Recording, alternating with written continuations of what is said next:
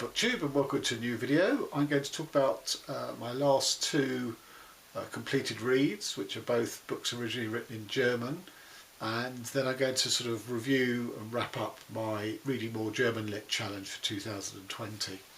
So the two books I'm going to talk about, having just read, one is Thomas Bernhard's Correction, and the other is Unica Zurn's The Trumpets of Jericho, which is a very short novella. I'm going to start with the Zurn. So I'd read her Dark Spring a few weeks ago, fell in love with her as a writer. As far as I can tell, there's only 3 novels or novellas available, so that would have meant I've read 2 of them. She did write poetry as well, and that's a feature in here.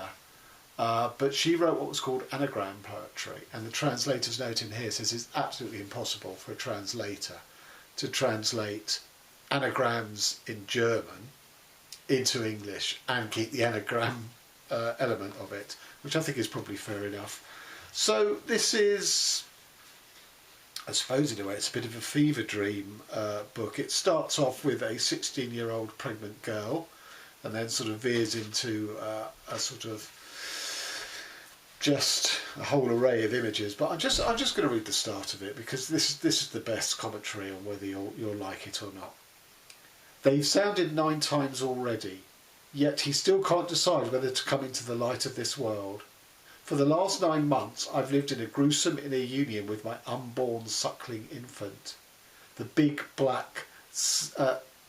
slack glistening amniotic sac burst with a loud bang on a Tuesday morning in the cold February light. Since then he's been tearing apart the fleshy curtains of my many intestines with his tiny little red hands, hoping for a shimmer of light in his disconsolate darkness.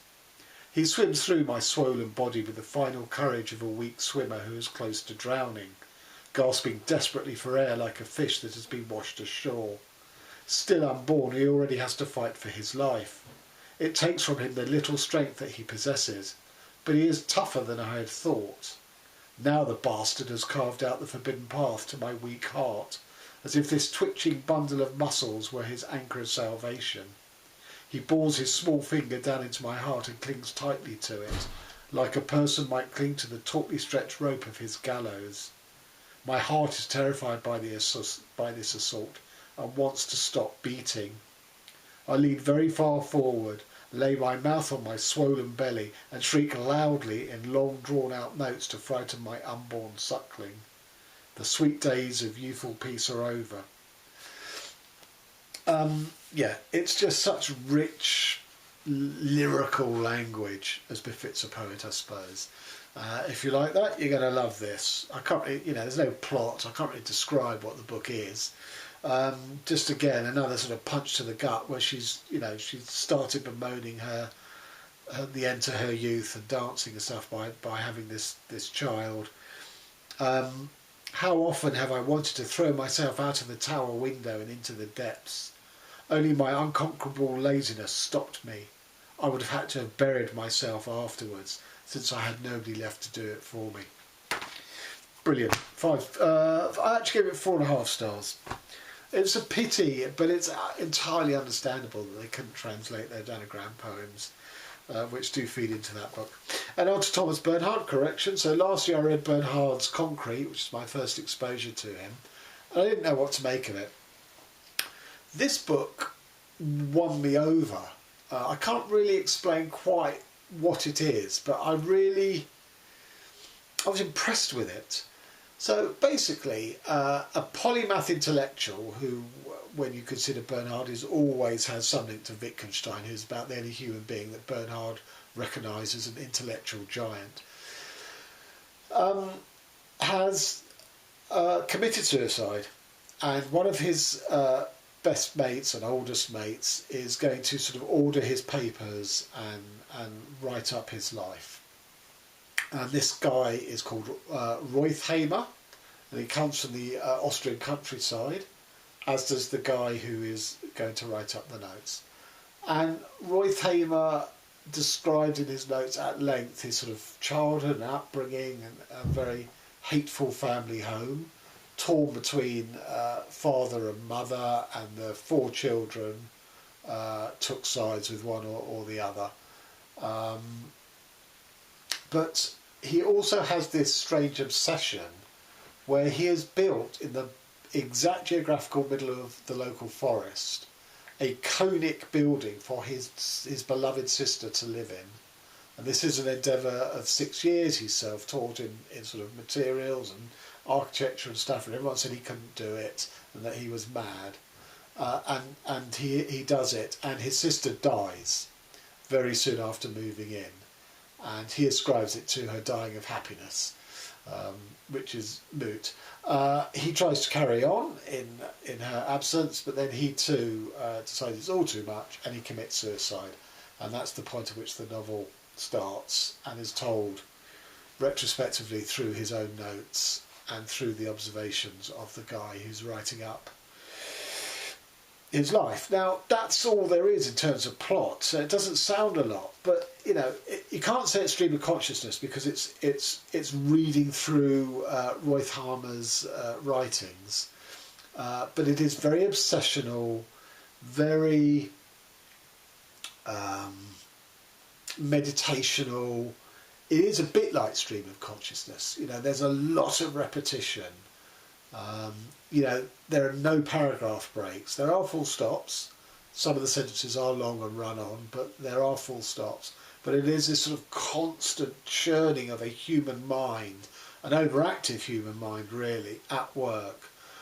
But I think what really won me over was the notion of correction of the title.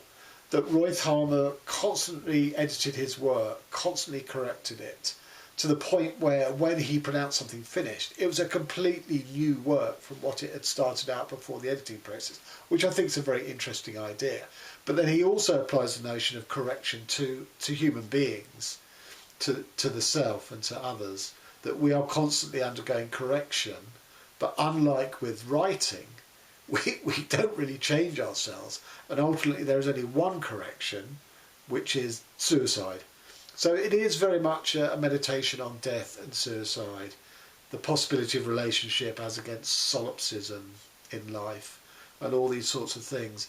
And as I say, you know, it definitely won me over, even though it was quite hard going because it's so repetitive. And also there's a section towards the end when he's detailing, you know, his constant fighting with his mother as a child and as a youth, and unfortunately he resorts to, well, you know, women are emotional, men are intellectual, and women can't be emotional, and that, you know, that's such a tired old trope that we've read before and is really tedious. But even in spite of that, as I say, the other stuff did win me over. So I'm not sure, you know, I would read more Bernhard, but I'm not in a rush to read him because I think they're very similar. They're quite sort of misanthropic. Again, just as in Concrete, in here there's a section where he's talking about how everything has to be just so and perfect for him to settle down to work, to write at his desk. And of course, it is never perfect. He has to keep getting up and checking if he's locked doors or if he's got, you know, his pen is filled or whatever it is. That was done in Concrete as well, and this is clearly a motif, a constant motif of Bernhard. But you know, as I say, I was one round to this, 4 stars. So those are 2 of the 15 titles I read this year of Read More German Lit, which was a challenge co-hosted by Britta Bowler. And last year I read 5 books in German, of which 3 were Stefan Zweig, 1 was W.G. Seybold, I can't remember what the other one was.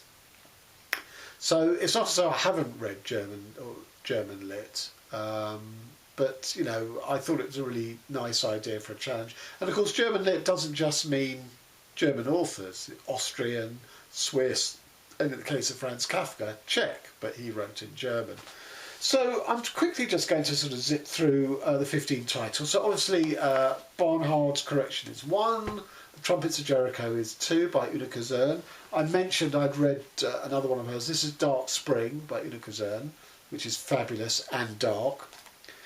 Then I read Ingeborg Bachmann's Melina. She was Austrian. This is her only novel. She was really a poet. And I had a mixed experience with this. There's some amazing writing when she's talking about her father and these sort of strange Oedipal dreams she has about him. It's just the imagery and the menace behind those is just extraordinary, and I think there's an implication of incest. But the rest of the book is she's in love with a married guy and hauls herself over the coals over this relationship that's never going to lead anywhere. And often she's sort of picked up and dusted off by a guy she lives with, and they're not in a sexual relationship. I think the implication again is that this guy wishes it was. And he is the Melina of the book's title. It's not a woman's name, it's a man's name.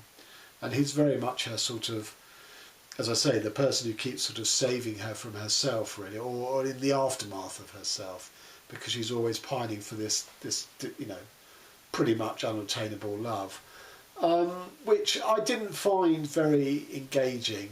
Although there are some funny bits. You know, she is a writer, and there are letters in here that she reproduces sent to her by people who are asking her to do sort of public readings or, you know, join panels and stuff.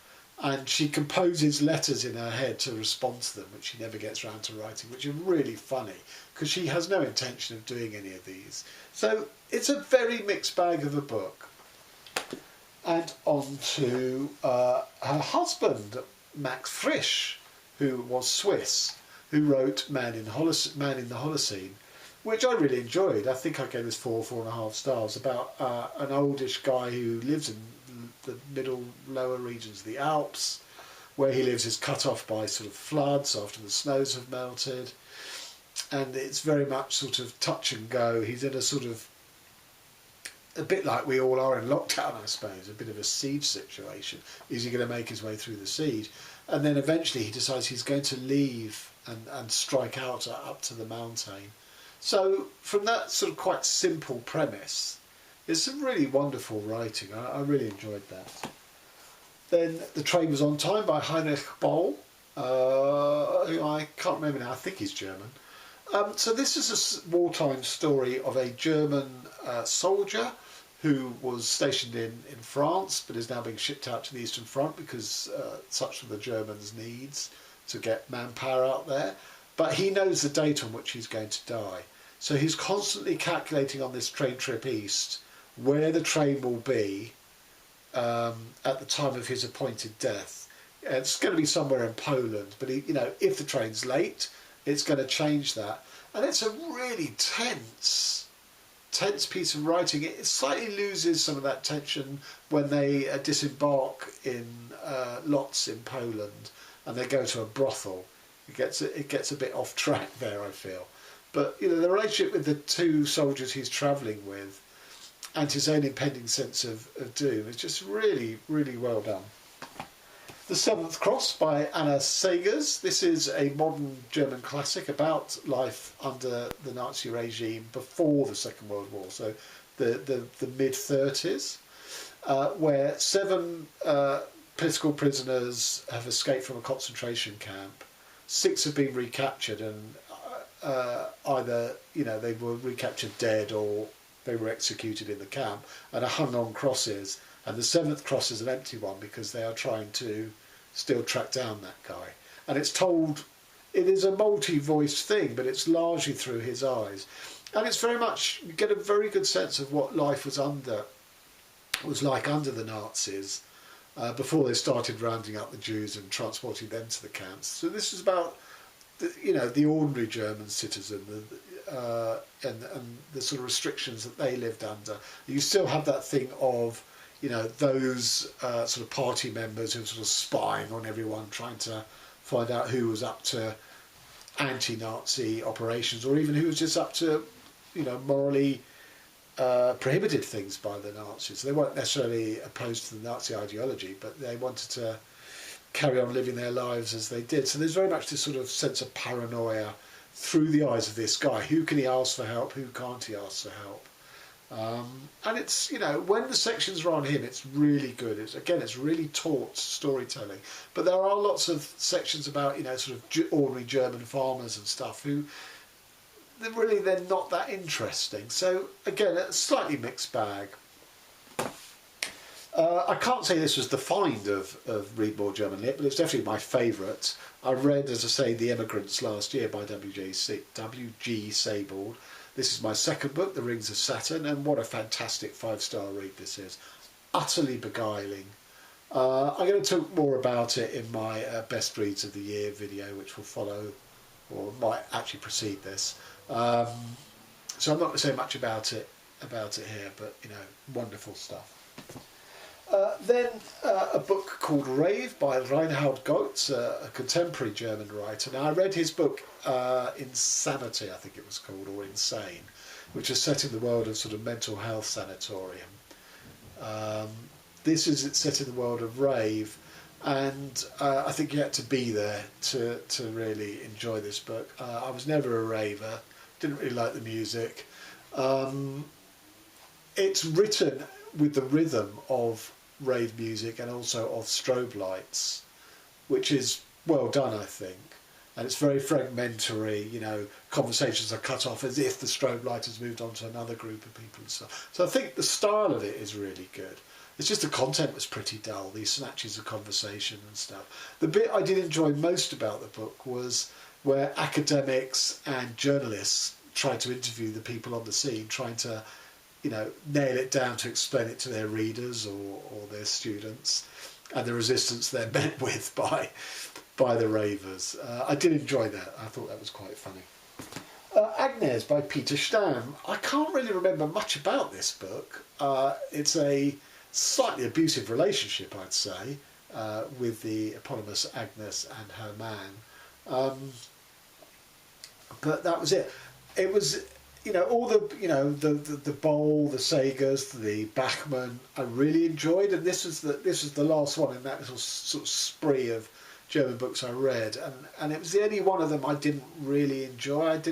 I just didn't get anything from it. It was like sort of a very sort of bland reading experience. And I know someone commented at the time on my video talking about it, saying, well, you know, you missed the point. This is a German modern classic, which is fair enough, but it just didn't do it for me. And then on to some older German writers. So the selected poems of Reina Maria wrote, which is a buddy read with Lukács, formerly of Totally Pretentious. And this is a really good way into Rilke. Neither of us had read any Rilke poetry before, but this is a really good across his career selection and made me definitely want to read more. Then a couple of books by Franz Kafka. The Shorter Writings of Franz Kafka, which is basically a selection of most of his short stories. I was slightly disappointed because I thought I was getting new Kafka stuff. And although there are one or two fragments in here I hadn't read before, I got confused because there is a book called The Lost Writings of Franz Kafka that has just been published, which is stuff that hasn't been published before. And I thought that's what this was. But this is still Kafka, so this is still 5-star, you know, stuff. I will buy The Lost Writings of Kafka, but at the moment it's in hardback and quite expensive, so I'm going to wait till that comes into paperback. And another buddy read with Lukács on the basis of the success of the Rilke. He said, did I want to read Letters to Melina by Kafka? And although I'd read about them in a couple of biographies, I hadn't actually read the letters. And you know, if you know your Kafka, I think this is a real eye-opener into Kafka the man and what therefore informed his novels. So even now he's basically an invalid at this stage. You know, he doesn't travel much. So one of the things he'll talk about is all the insects and small animals in his apartment, which when you bear in mind how many of Kafka's short stories have animals, including mice, and obviously insects, that was sort of quite illuminating. He talks about things like Bolshevism and psychoanalysis, so he was clearly aware of these things. And I still insist that Metamorphosis is the ultimate Oedipal tale between father and son. So that sort of backed up my own notion of Metamorphosis, that Kafka was fully aware of Freud's theories, or some of them anyway. And then the other thing that's really interesting about this is Melina is married and lives in Vienna. Kafka and she are having this sort of passionate romance through letters. And a lot of the letters are taken up with these sort of arrangements of where they're going to meet and the trains they need to take and the changes they need to make in their tickets. You know, it's just on and on and on. and at heart, Kafka certainly, and possibly even Melina, they don't really intend to meet up. This is all sort of part of their fantasy of their relationship. I mean, they do meet up at times, but she is still married. And it's odd because on the one hand, that very much is the push me, pull you dynamic in works like The Castle and The Trial. But also it goes against Kafka's supreme skill, which is choreography of characters, movements, and where they are in relationship to each other, which is so good. You know, you read a book like America, you know, that opening scene called The Stoker. You have a very, very sharp visual picture of a sort of tableau of where all these characters are in relationship to each other. So it's a curious mix. But you know, this is great. And Friedrich Nietzsche, Thus Spake Zarathustra. I really enjoyed this book. I have no idea about the philosophy it's banging on about, but as a read, it's ebullient, it's full of energy, it's acerbic, it's very playful in its language. The edition I've got here, translated by R.J. Hollingdale, lists all of the puns and the wordplay that Nietzsche used, which is just fabulous, but I've no idea what it's about. And a book I don't have to hand because I banished it to the shed is the collected short stories of Bertolt Brecht, which were appalling. When you've read Kafka's short stories, you can't read Brecht because they can't hold a candle to him, I'm afraid. So yeah, that was the 15th and last. I've neglected to talk about the translators of all these, which is very remiss. So Thomas Bernhard was translated by Sophie Wilkins. The two Unica Zurn, are they translated by the same person? No. Dark Spring was translated by Caroline Ruprecht, and The Trumpets of Jericho was translated by Christina Svensson. Kafka's Letters to Melina are translated by Willie Haas. And the shorter writings of Franz Kafka are translated by, lots of different people. William Muir, Edwin Muir, Eithner Wilkins, Ernest Kaiser, Joseph Kresh, Tanya Stern, James Stern, Clement Greenberg. So like a couple of husband and wife teams there. The Rilke collection was translated by Robert Bly. Agnes by Peter Stern was translated by Michael Hoffman. Rave by Reinhard Goetz was translated by Adrian Nathan West. Sebald's Rings of Saturn was translated by Michael Hulse, who I think was one of the Kafka translators. The Seventh Cross by Anna Sagers was translated by Margot Betawa Dembo. The Train Was on Time by Heinrich Boll was translated by... Really annoying they don't have a translator on the cover. Leila Venovitz. The Man in Holocene was translated by Geoffrey Skelton, and Melina by Bachmann was translated by Philip Boehm. I don't know who translated the Brecht short stories, but they needn't have bothered. So there you have it. That was my wrap up for Reading More German Lit 2020. Definitely some discoveries such as Unica Zurn, although as I say, sadly there's not much left to discover because she only really wrote 3 novellas and some of her stuff isn't translated. I will be moving on to Austerlitz by Sebald, hopefully next year. I don't know what to make about Nietzsche. I read him for the philosophy, but actually just had a damn good read. So are all his books like that? Don't know. Kafka I've hardly discovered because this pretty much brings me to completion until I get hold of the new Lost Writings. Bernhard I will persist with, I think. I'm not in a rush to persist with him. I think I have to be in the mood, but I think I will get onto more of his books. Goetz. So I liked Insanity or Insane, didn't like Rave. Let's see what he brings out next. Peter Stamm, not for me, I don't think.